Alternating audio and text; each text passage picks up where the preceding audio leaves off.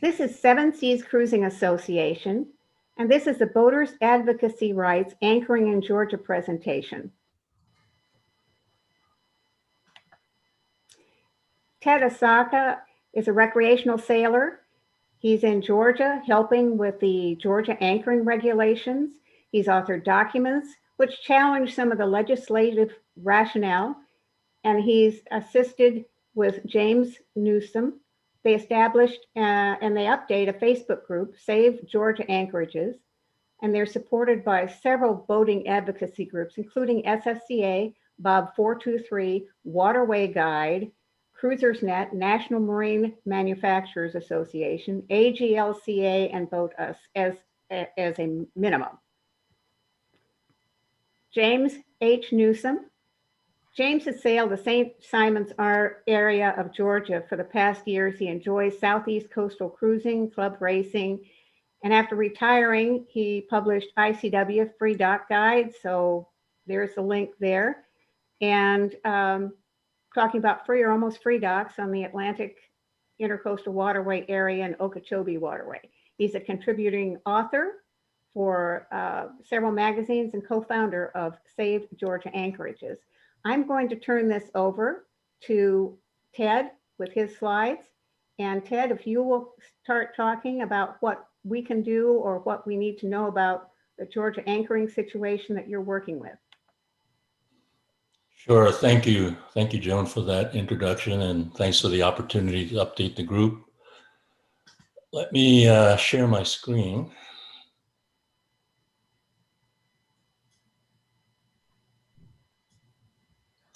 There, we should have the PowerPoint up.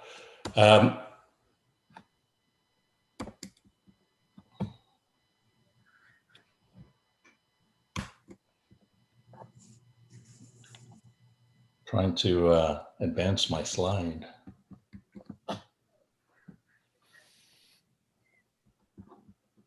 There we go. So for this evening, the proposed agenda is to go through a little bit of the history, as this has been going on for a few years, the evolution of the anchoring restrictions, current status, because there have been some significant updates in the last, even in the last few weeks. We'll have some closing thoughts, and towards the end of the PowerPoint deck, you'll find a whole bunch of references regarding the anchoring regs and the legislation and other ancillary materials, should you decide to go a little bit deeper into the subject matter. So in this table, I wanted to compare different aspects of House Bill 201, which you see in the center column, and its replacement bill, House Bill 833.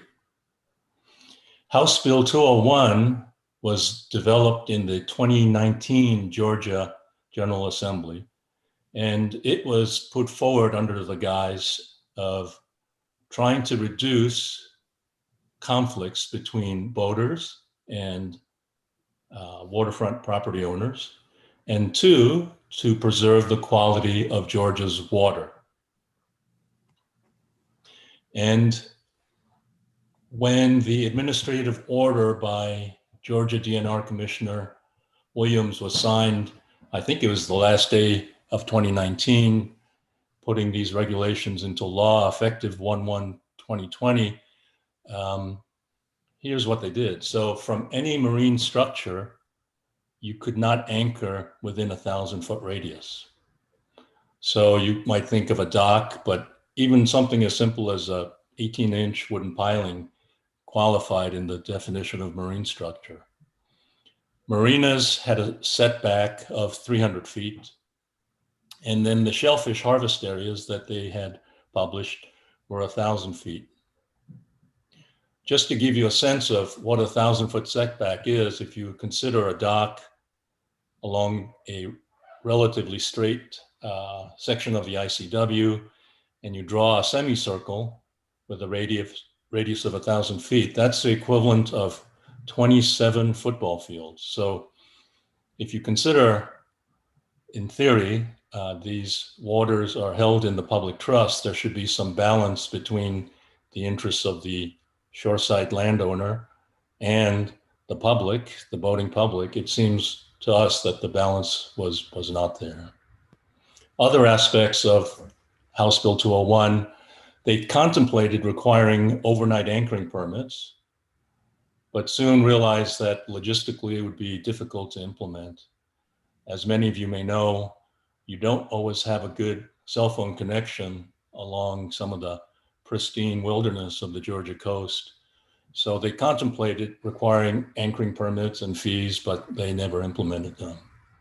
And then they also had a lot of language required regarding disallowing overboard discharge of waste. And we pointed out to them that at the federal level under the Clean Water Act, there were already regulations in place that would take precedence anyway.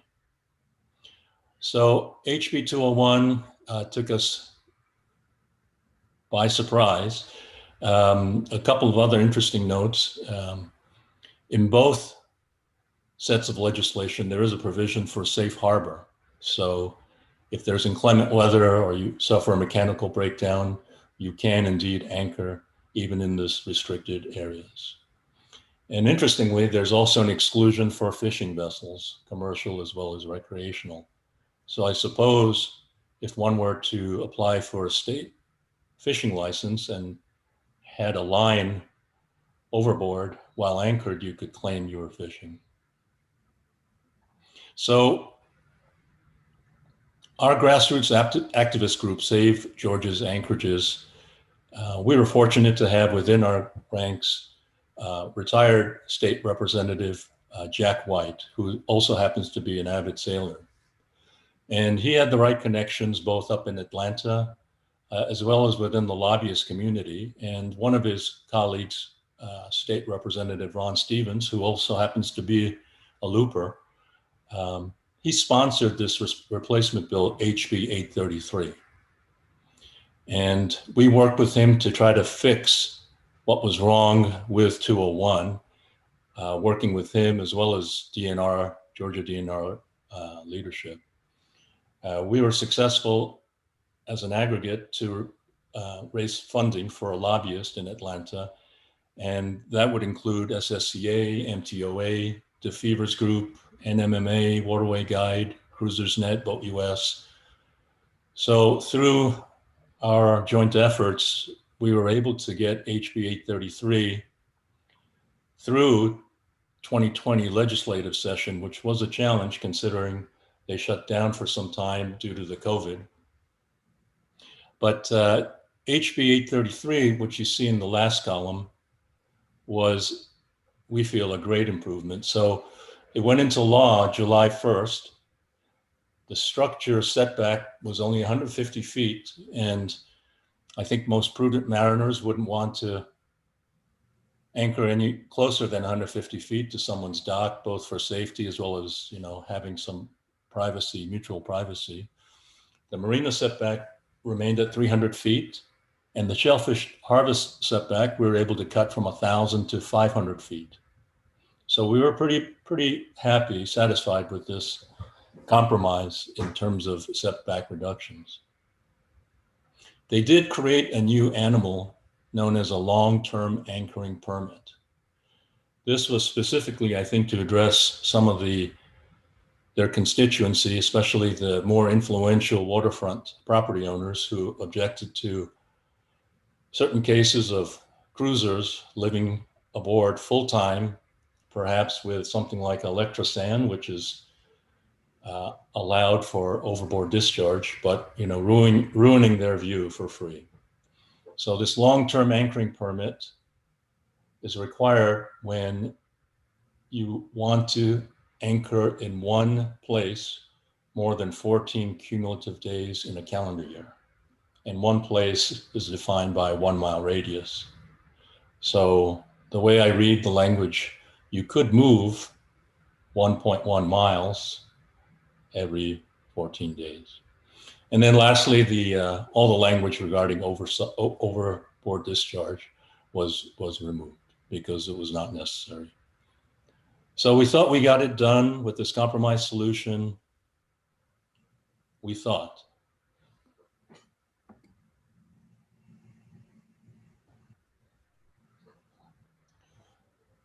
So again, comparing 201 with 833, the replacement legislation, let's go to the second row.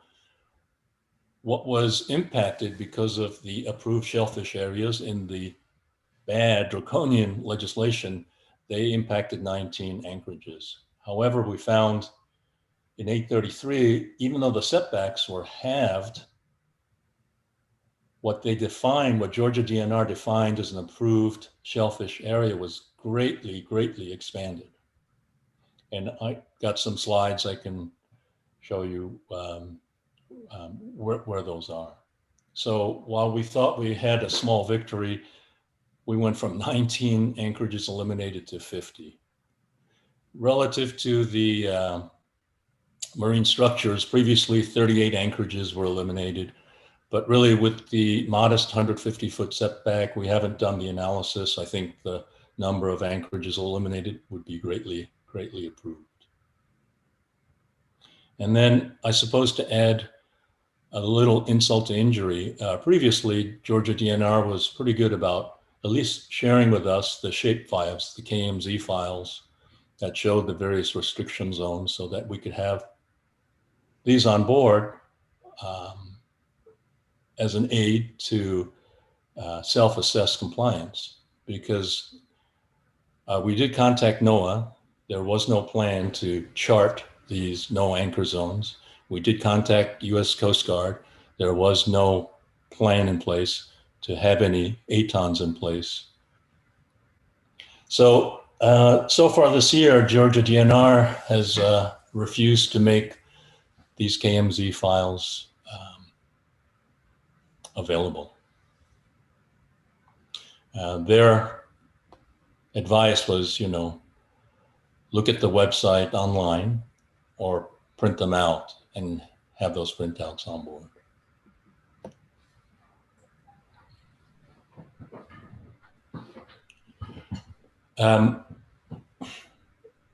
So backtracking a little bit, when we saw the greatly expanded shellfish areas in the beginning of October, our boating coalition, we got the band back together and we submitted a joint letter to Georgia DNR expressing our concern about this huge expansion. In parallel, we've also submitted a request to US ACE, Savannah District, because for some of these shellfish zones, they're not intertidal, meaning the shellfish beds go dry at low tide. They're subtidal. They grow, they seek to grow oysters in cages that are suspended in the mortar column. And these types of subtidal zones require US ACE permitting in these subtidal zones. But what my colleague, James, was able to do offline is to cultivate a relationship with the second in command at Georgia DNR, Deputy Commissioner Rabin. And we worked through James to Commissioner Rabin to really try to lessen the impact to our established popular anchorages. So again, offline, we traded correspondence. They were curious to receive the list of the 50 anchorages that they had eliminated. And in early December, James received a draft, a revised map that showed greatly reduced harvest zones, which was great news. And then a few days later, Georgia published these reduced harvest zones on their website. So it seems that this type of non-confrontational approach that James was able to cultivate was effective in getting a little bit closer to what we were looking to do. So here is a link that'll be in the presentation that shows the Georgia DNR interactive website where you can see these reduced shellfish areas. And let me see if I can toggle over there right now.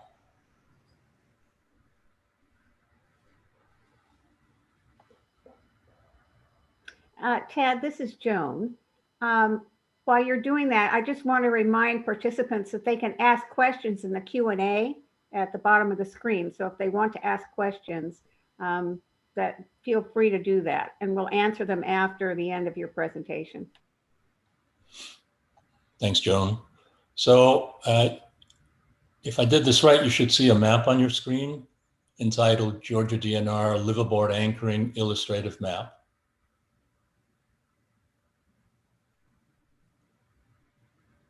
You guys see that? Yes. Okay, great. So there are different layers here, and you can turn on and off things like the NOAA RNCs, but I'll leave it on just for reference as mariners. So you can see here, for example, in the north part of Georgia near Savannah, there's some green areas. Those are the shellfish zones, and there's a legend here on the side that shows the restriction zones. And if one were to zoom way in, you can see here in the more populated areas around Thunderbolt, where there's residential docks and marinas, there are other colored zones where you're disallowed from anchoring. But the one point that James reminded me that you should take away from this map is if you have a particular anchorage you're interested in and have the approximate lat long, you can go ahead and paste it right here in the find address place, hit enter, and it'll take you there and allow you to drop a marker. So while this tool is good at home and good on board if you have a network connection, internet connection, we've implored DNR to share the KMZ files with us. And while we haven't gotten official update, again, James has received an unofficial communication from Deputy Rabin that DNR will soon be publishing these KMZ files on their website, which is great news. And the area we're looking at, which is near Savannah, Georgia, the entrance, that's the Savannah River entrance into Savannah. I think, Ted, if maybe it goes back one slide, is that there is only one anchoring location that is affected. I believe that's correct, isn't it, in that particular area? That's correct, James. And shortly we'll walk you down the coast of Georgia to show you where the current prohibited anchorages are. So back to the PowerPoint. So the number of prohibited anchorages is now reduced from 50 to 11, which we feel is great progress. And those are enumerated below. Some of them you may recognize. Off the top of my head, I know a few of the more popular ones are Wahoo, Tea Kettle, Brick Hill. And because I didn't have the benefit of the KMZ files, I had to take screenshots from their website and overlay them in Google Earth to try to do this analysis. But let me go to a Google Photos album to show you the coast of Georgia and the impact. And while he's switching to that, if some of you are not familiar with these anchorages, if you go to Active Captain or Waterway Guide or Cruisers Net, you'll see some, if not all of these on each one of those cruising guides. And that's how we came up with We didn't just make up the names. These are the names that those anchoring areas are actually known by on those cruising guides. Thank you, James. So just starting with an overview, for those of you who may not be familiar with the Georgia coast, to the north, we have South Carolina, Savannah being the first major urban area, extending all the way down to the Florida border, St. Mary's, Fernandina. And I think it's fair to say that the Georgia coast is unique on the East Coast for being so undeveloped. And that's why so many of us are passionate about protecting our rights to anchor in this pristine wilderness. So I'm going to go from north to south. And James, you may have better local knowledge, so please jump in as appropriate. Well, here just to, a minute ago, we were looking at the Savannah area. This is zoomed in just a little bit closer, but it's the same. The green area is the same area. And I got a little bit ahead of Ted there where I mentioned that there was only one anchorage in that Savannah area that is currently showing on a no anchoring area or a shellfish area. And that is the case, as you can see there, a Shad River. And frankly, I don't know that that is any huge loss. The purple line, if you look a little bit to the left of the screen, that is Bob 423's track. In essence, just view it as the ICW. It pretty much replaces the magenta line for what we have known for years and years. So Shad River here, way off of the ICW, not an area that we're likely, or cruisers going up and down the ICW are likely to be anchored in anyway. The yellow pinpoints are other anchoring areas or anchoring locations that certainly closer to the ICW, or you might say a little bit more popular areas where boaters would be more commonly anchoring. Ed? continuing south, this is Ossabaw Sound. Ossabaw, that is the Ogeechee River that is entering into the ocean, Ossabaw Inlet there. There's a north and a, doesn't show up here, but there's a north and a south channel into Ossabaw. And the area just to the left, you see a yellow pinpoint called Raccoon Key. Just to the left is the cut referred to as Hell Gate. And if you don't know much about Georgia, you probably have heard of Hell Gate. I think it's greatly exaggerated, been through there many times, and I've never seen the ill effects that people seem to write about. It was recently dredged, as a matter of fact. So it actually dredged last year, so it is no longer the infamous shallow area that it once was. But the thing to take away from this particular area is that all of the recognized anchoring locations are coded with a yellow pin dot, which means okay to anchor. There are no shellfish areas in this particular slide. Continuing south, St. Catherine Sound.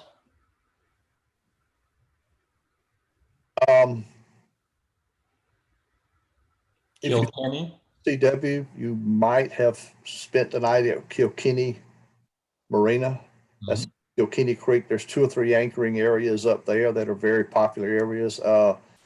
You've made a long run from maybe Hilton Head, and you've made it through Hellgate, and you know you need an anchoring area for the night. Maybe you want to fuel up tomorrow morning. So those anchoring areas in Kilkenny Creek, they are very, very popular areas. The marina is not much to speak of, but as far as the shellfish zones, there's 2 areas, and this is where we're hoping that DNR will refine these maps even more, because the actual shellfish lease area in the zone to the right is only probably a 10th or an 8th that size.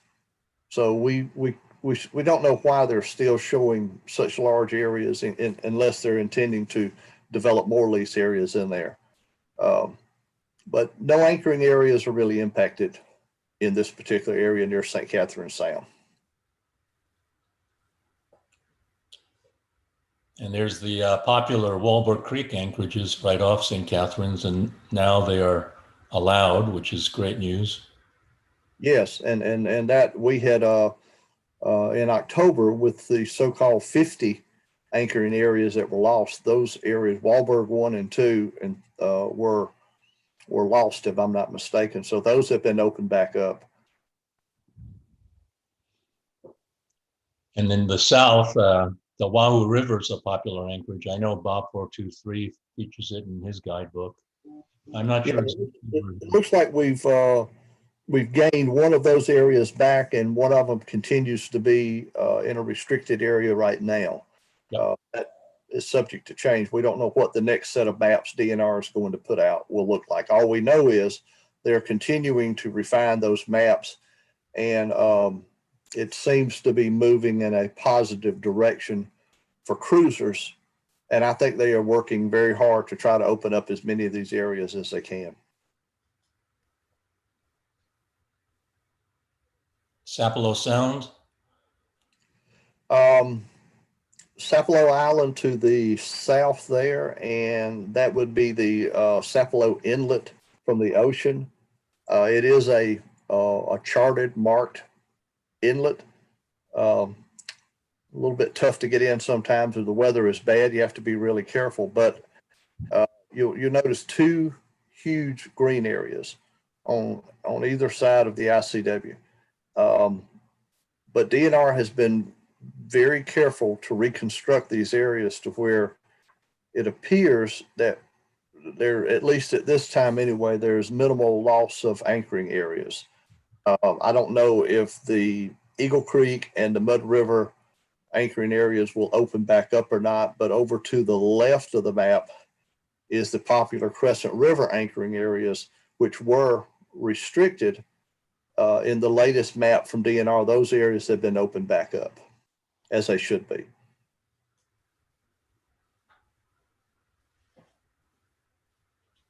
And this is just a little bit further down the ICW, down toward Doughboy Sound.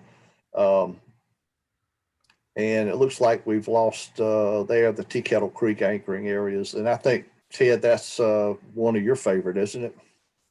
Yeah, but I am glad to see that Duplin has opened back up. That's very convenient, right off Sapelo, and there's a dock there. For those of us who travel with four-legged crew, it's always good to be able to find someplace to land.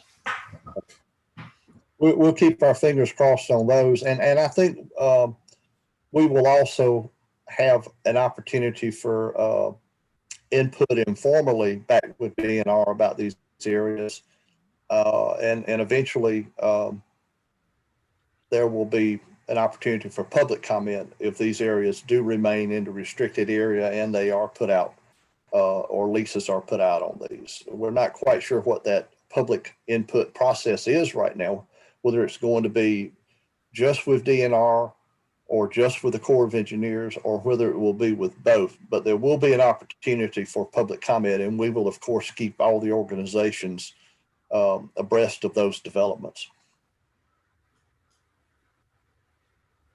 Continuing further south, no impact here. Where are we here, Ted? Is that Altamaha? It's the top of Little St. Simons. Wolf Island, Egg Island. Yeah, that's, I believe that's the Altamaha River, and that's not an inlet, or at least not a, let me put it this way. It's not marked. You absolutely do not need to try to get in from the ocean there. So coming in and out through the, staying in the ICW there is fine, but we don't see any shellfish areas there that are going to impact any anchoring location at this time. And continuing further south around St. Simons and the Brunswick area. Yeah, once again, at least on this slide, which this is kind of the north end of St. Simons Sound, or the south end of St. Simons, and over to the left there, you'll see Brunswick, Georgia, the developed area there. None of the anchoring locations off of the ICW, which is really on the backside of St. Simons Island, none of those are impacted at this time.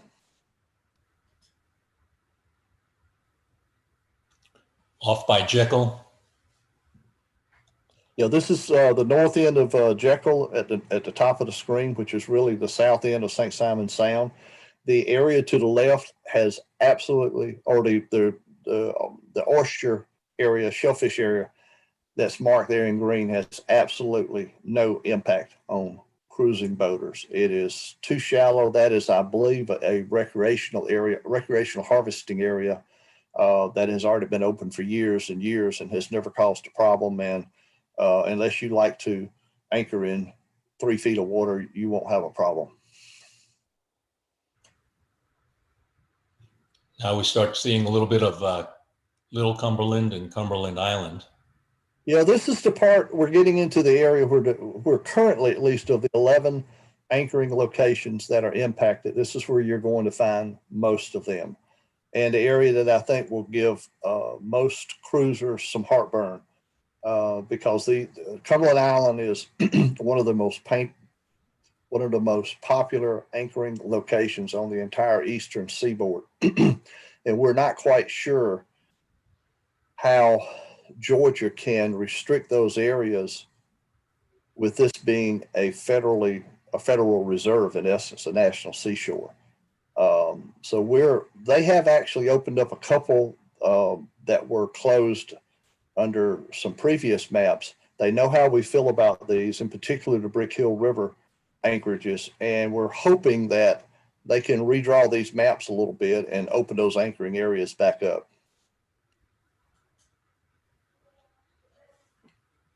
South Cumberland.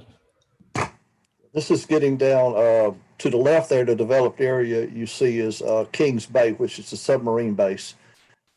This is kind of the midpoint, a little bit below midpoint of Cumberland Island, and we still see a few anchoring areas that are impacted, but I'm glad to see that they opened up Plum Orchard. That is certainly one of the more popular anchoring areas. Off the 2 or 3 anchoring areas off of Cumberland Island, that is probably the most popular area. So I really don't know anything personally about this Crooked River anchoring locations over near the submarine base. That's an area that I try to move through quickly and stay away from. So again, I'm not familiar with those anchoring locations there. The ones down near the south end of Cumberland Island are open, which is good. Yeah, those are very popular, especially those people who want to visit the ranger station and explore. You have to realize Cumberland Island is, I think, 15 or 16 miles long north to south.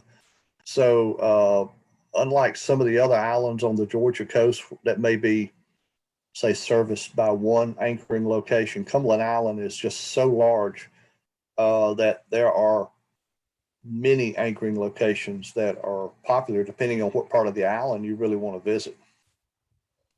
But this is the south end of Cumberland Island. This is St. Mary's Inlet you're looking at, and down near the bottom you're actually into Florida there with Fernandina. But if you move inland up the St. Mary's River, you'll see a couple anchoring locations near the town of St. Mary's. And these are important because St. Mary's has limited facilities for docking.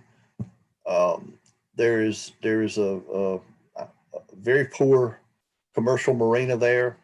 And the one thing I learned just about a month ago is that St. Mary's has opened up a public dock, and they're in the process of building a transient dock.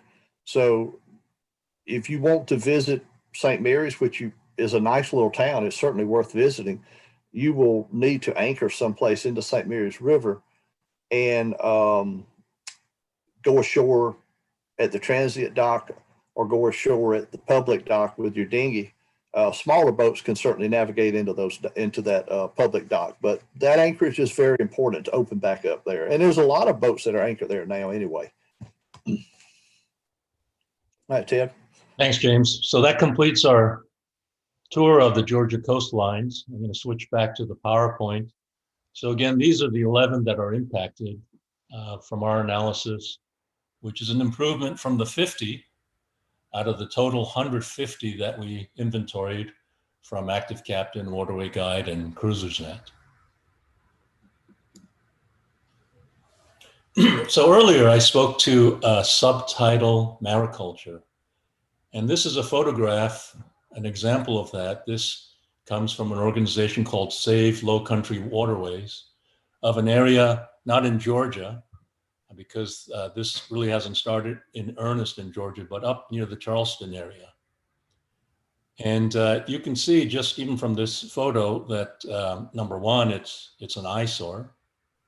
And in this particular implementation, they have 700 cages, 28 trawls, 25 cages each.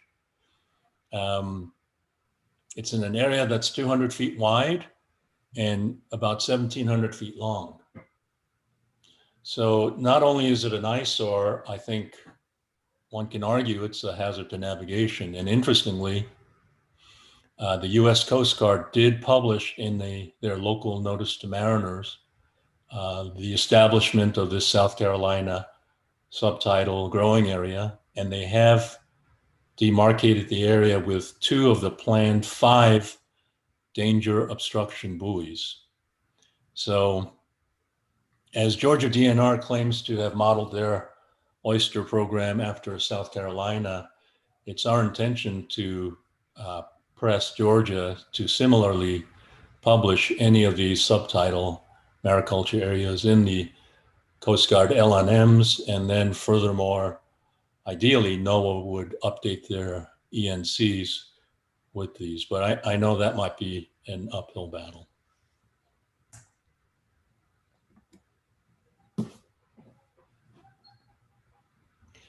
So I took some excerpts from some of the reference materials regarding subtidal mariculture. And as I mentioned briefly before, subtidal leases, meaning in areas of navigable water, require a USACE permit.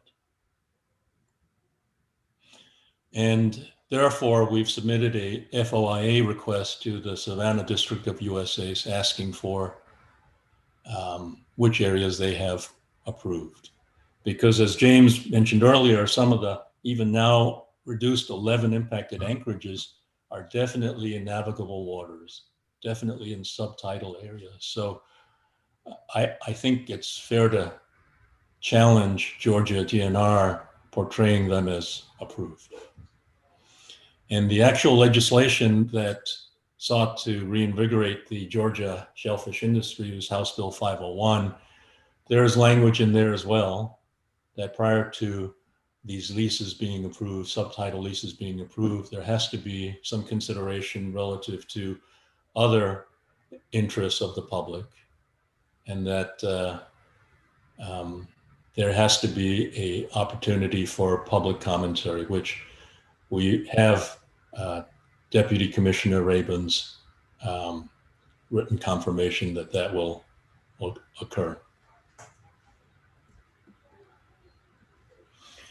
So I just wanted to finish off this update with a more pleasant image. I stole this image from a Cruising World magazine article from 2017 written by Tom Zidler and his wife called Georgia on My Mind. And at least in my experience and my mind's eye, this is what I think of when I anchor out in Georgia. Pristine wilderness, no cell phone signal, just beautiful marshland. And I think that kind of sums up why some of us are so passionate about preserving our rights to anchor in this part of the world. Any closing comments, James, before I hand it back to Joan or Kingsley? Yeah, just one. And, you know, we keep talking about the unique Georgia coastline. And this slide really exemplifies, as Ted said, what he thinks about, certainly what I think about. I think this is probably a picture taken in the fall when the marsh grasses are kind of golden brown, which they change color, you know, as the seasons change color, they can be green. But I think the number is somewhere into 35 to 40% of all the marshes like this on the entire eastern seaboard of the United States are in the Georgia coast. So when we say that it is a unique area, it is truly a unique area. It is wilderness. There are, I believe, 4 islands in Georgia that have roads to those islands. The other islands are protected in the public trust by various means. One of them, Cumberland Island, being a national seashore, Blackbeard's Island is federal government. The rest of those are state-owned, I believe. But it's a unique area, and it's an area that we understand that we're just one of the many groups of people who like to use these waters. We understand that we must be willing to share. This isn't all about just anchoring, but we certainly want cruisers and folks who anchor like this to have a seat at the table when it comes to talking with DNR and trying to preserve what we consider to be our right to be able to anchor into these places. And I feel like what has been gained over the past year to year and a half, close to 2 years now with DNR, is I do believe that they understand us now. I don't think they even really recognize that we existed before this. So we do have a seat at the table now. I'm not sure we'll be able to preserve everything we want to be able to preserve, but we're going to continue to talk and discuss this with them and try to reach solutions that work for everyone. Thank you, Ted. Thanks, James. Joan, do I need to just stop the share at this point? Yeah, if you'll stop the share. Very good. James and Ted, thank you so much. That really outlined the problem, what you all and what the organizations have been doing over the past year to see if they can improve the situation with the legislature. It's a lot of work. I'm going to turn this over to Kingsley Ross, who's president of SSCA. I apologize for not introducing you sooner, Kingsley. And he's going to go over what is being done and what might be able to be done. We don't have any questions asked, but from Bill Henderson to all panelists, great job, nicely presented, well done. Hey, thank you for that, Bill. And Kingsley, I'll turn it over to you. Okay, thank you very much, Joan.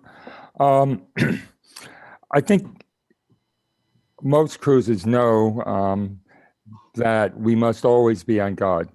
We're basically easy targets. We're transient. We don't pay much in taxes. We don't vote in various areas as we pass through them. We certainly don't contribute to campaigns. And frankly, most people don't, most government officials, whether they're legislators or as James has pointed out, DNR don't really even know why we cruise or that we exist. The process is complex to defend voters.